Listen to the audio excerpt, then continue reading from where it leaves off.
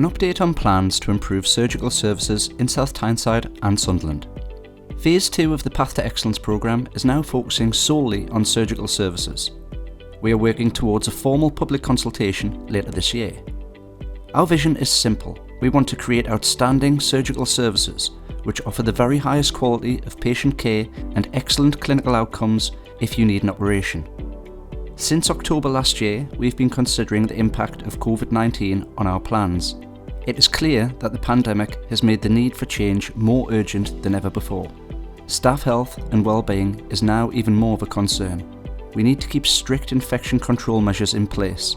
We have a backlog of patients now waiting for an operation. All of this means we would need to change how we deliver our surgical services. There are two types of surgery which are covered by Phase 2. Trauma and orthopaedics. This type of surgery is to do with bones, joints and muscles. For example, an emergency operation to fix a broken hip or a planned operation for a new hip or knee joint. General surgery. This type of surgery covers many parts of the body and is mostly done via keyhole surgery. For example, having a gallbladder or appendix removed, or a planned operation on the stomach or bowels. What are the working ideas so far? Our surgical teams have been discussing how best to organise surgical services in the future. In our working ideas so far, this would mean patients who need an emergency operation would have this at Sunderland Royal Hospital. Patients who need a planned operation would have this at South Tyneside District Hospital. Some patients would continue to have their planned operations at Sunderland Royal Hospital. Both hospitals would continue to run 24/7 adult A&E services just as they do now. Both hospitals would continue to provide outpatient appointments and diagnostic tests and scans just as they do now. Patients would only need to attend the specific hospital for their actual surgical procedure. Everything else would take place locally just as it does now. By organising surgery like this, it would be much better for patient care. It is a tried and tested model. Many of the trusts within the NHS have already done it with great success. In fact, South Tyneside and Sunderland are now one of the only parts of the region that hasn't separated emergency operations from the majority of planned operations. There is lots of national evidence which says this is a good idea.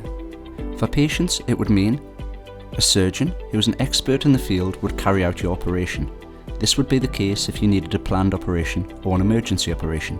There would be less chance of your planned operation being cancelled at short notice. If you did need an emergency operation, the right surgeon would be available 24/7 to treat you. There would be less chance of suffering any complications after your surgery or having to return to hospital about the same problem in future. There would be more chance of being discharged home sooner and spending less time in hospital due to more specialist care. You'd have a quicker recovery following surgery and better quality of life after your operation. For staff, it would mean surgeons would get to practice their skills and expertise in their chosen specialism. A surgeon who specialises in ankle surgery would get to do more ankle operations. Work-life balance would improve. There would be less pressure on staff to fill rota gaps at short notice and less demanding on-call commitments. Staff would be able to concentrate fully on planned operations without the risk of an emergency case interrupting the theatre list. We would be able to attract and retain more permanent staff and wouldn't need to rely on temporary locum staff. There would be more time to deliver high-quality training for surgeons at the start of their career. There would be more opportunities for research. This helps the NHS stay at the forefront of groundbreaking treatments. For the NHS overall, it also makes sense. It means we could maximise the use of theatre lists to do more operations. We could better control the spread of infection. It would give us the best chance of reducing waiting lists. We would have more dedicated capacity to meet demand for services during times of surge. Our working ideas do mean that some patients would need to travel to a different hospital for their surgery. We want to be upfront, open and honest about that, but we also believe that there are many benefits that would outweigh the downside of this. Minimising the need to travel. We know that local access to services is very important. We are committed to minimising the travel impact of any changes to surgical services. We are also actively exploring the solutions we could potentially put in place for patients and families who would need to attend a different hospital for their operation and don't have access to transport. We would encourage any local, voluntary and community transport providers to get in touch with any ideas that they may have. How to get involved. There are lots of ways to get involved and give your views.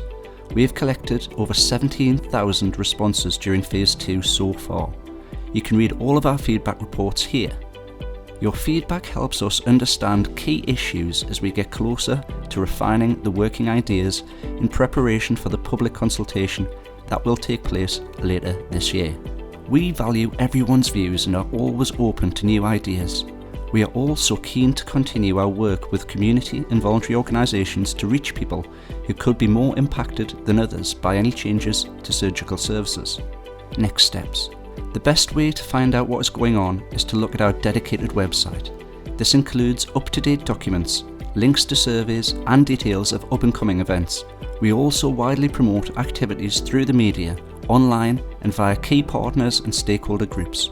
You can contact us anytime by our website, email, Facebook and Twitter.